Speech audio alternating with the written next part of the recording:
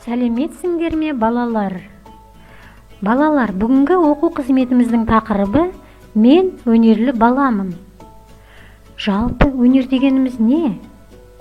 Ал қазақ халқында өнер туралы көптеген мақал-мәтелдер бар екен.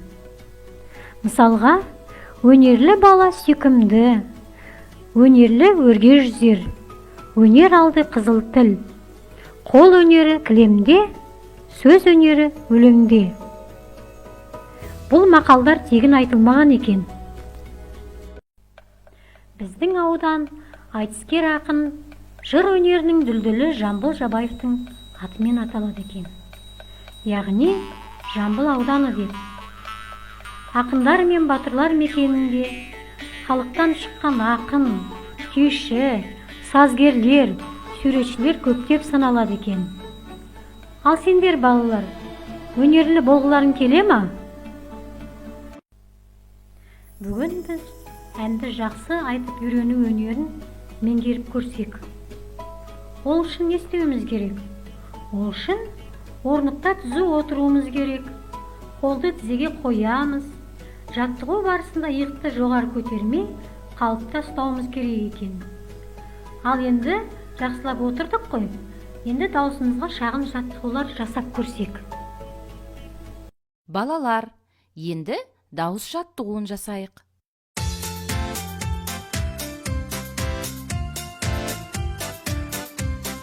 До дегенім домбыра, домбыра, домбыраны оңбыра, оңбыра.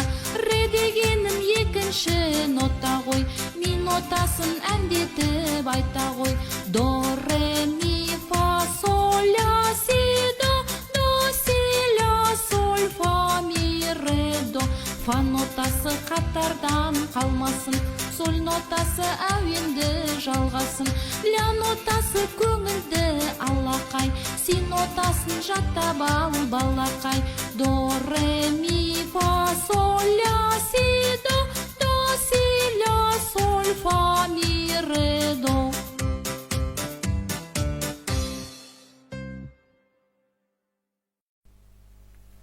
Сендерге жаттығу ұнады ма?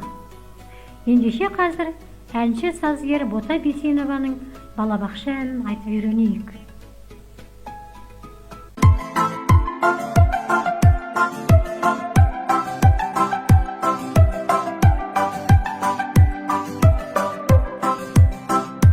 Күн сәулесін төгеді, бәлем нұрын себеді, алтын үйі бақшамыз бізді жақсы көреді, компьютерін береді, бәрімізді біледі, апайларды сыйлаймыз, болашаққа сенеді.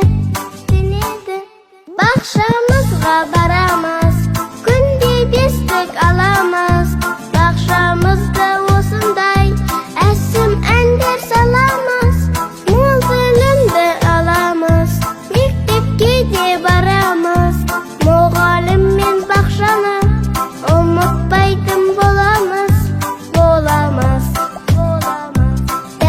Тәтті баламыз, біз ақылды боламыз, алтын үйі бақшамыз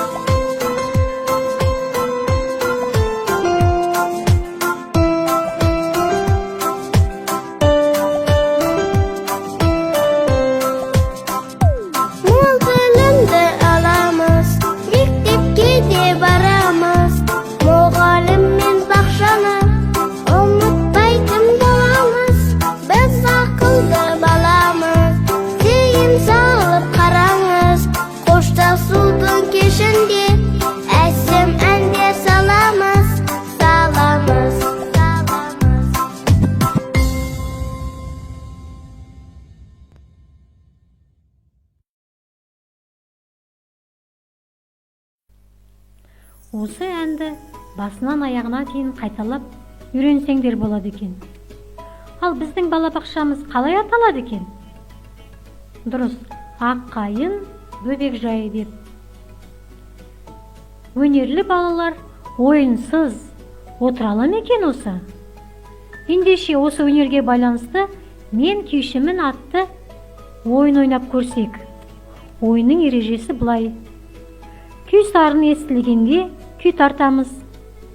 Ал басқа аспап дыбыс естілгенде қолымызды шапалақтаймыз.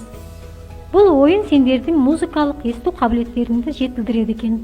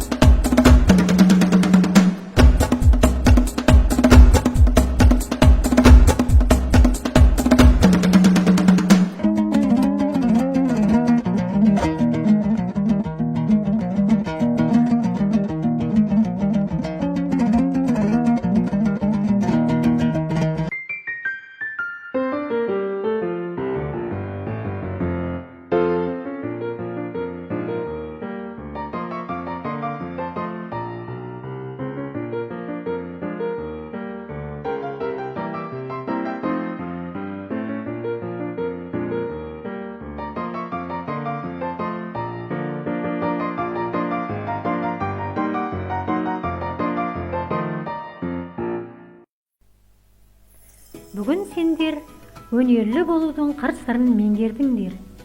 Иә, өнерлі болу үшін көп еңбектену керек екен. Әнді жақсы айту үшін даусымызға жаттығу жасауымыз керек. Ал түрлі музыкалық аспапты ойнау үшін дайындалу қажет екен. Айтыскер Суырып Салма ақын атамыздың есімі кім екен? Дұрыс, Жамбыл Жабаев. Осымен балалар, мен өнерлі баламын атты оқу қызметімді аяқтаймын. Қош сау боп тұрыңдар балалар.